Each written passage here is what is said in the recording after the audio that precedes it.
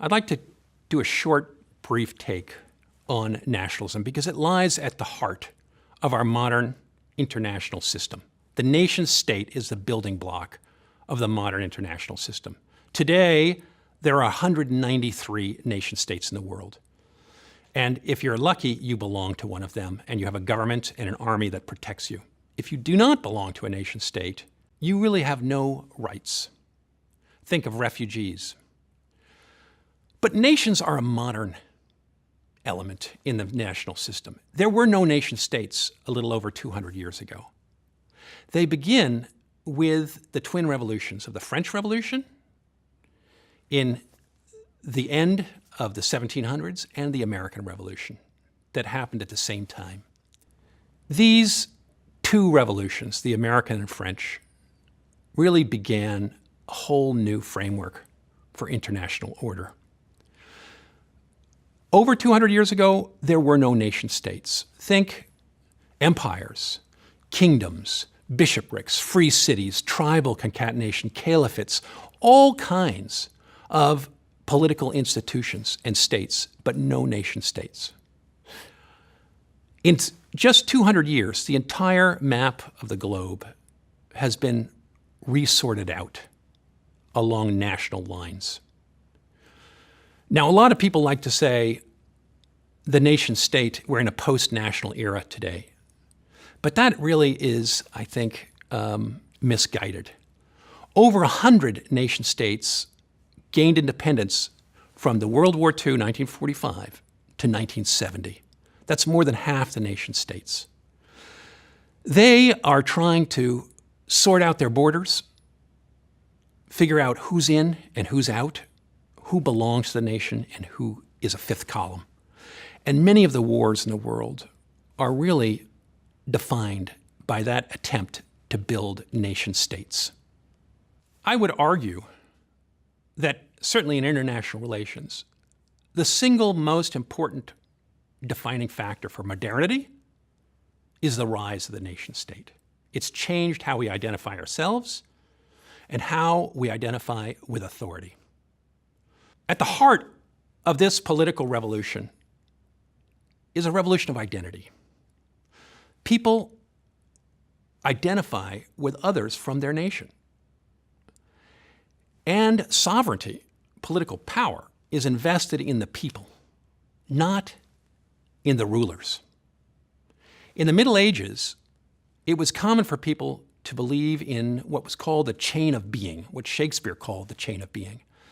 That's a long, in a sense, chain of authority that starts with God, works its way down through angels, the seven spheres of heaven, to kings, the aristocrats, bourgeoisie, commoners. Then, of course, there's various kinds of indentured servants and serfs, slaves, animals, various demons, all the way down to the devil.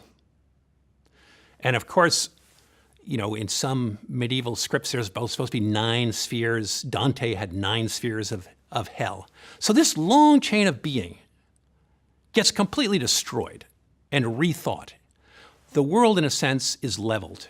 Today, in the American Constitution, it says all people are created equal. There is no chain of being. That national identity, where all people are supposed to be equal, and in fact, authority is no longer invested in the king, but in the subjects.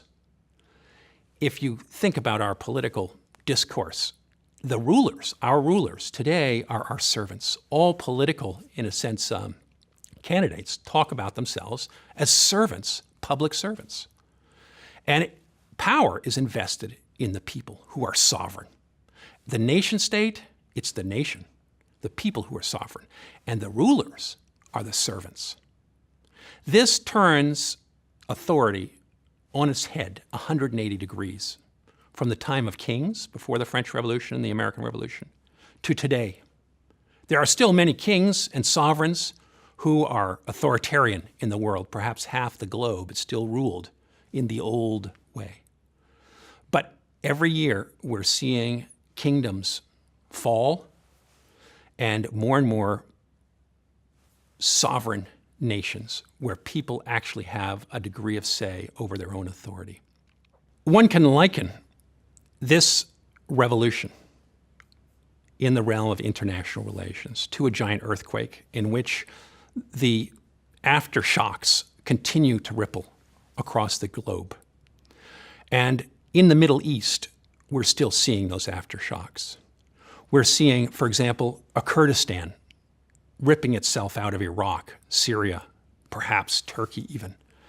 We're seeing Palestinians making a drive for a state. Southern Sudan just a few years ago hived off and was recognized as a separate state from Northern Sudan.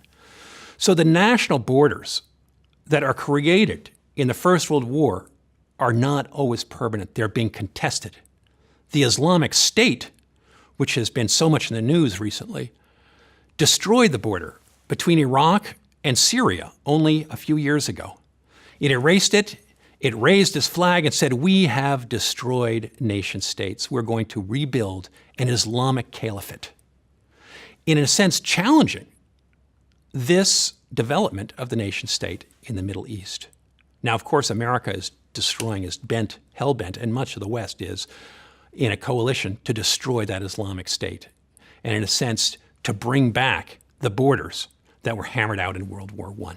But the power of national identity has been extraordinary. It has swept everything before it. Empires, as in the First World War, the four that we talked about and that were destroyed in the First World War, could not compete with nation states, where people are willing to sacrifice themselves in millions in modern wars in allegiance to that nation. And they have overwhelmed in their capacity to put forward armies, in their administrative know-how, the individual being the heart of this new political structure, has unleashed tremendous creativity. So constitutionalism and nation states have been an extremely dynamic force that in a Darwinian sense have just swept all the other political concatenations into the dustbin of history. And that is largely the story, our story, of the creation of the modern Middle East and the modern Middle Eastern state system, is the rise of nation states.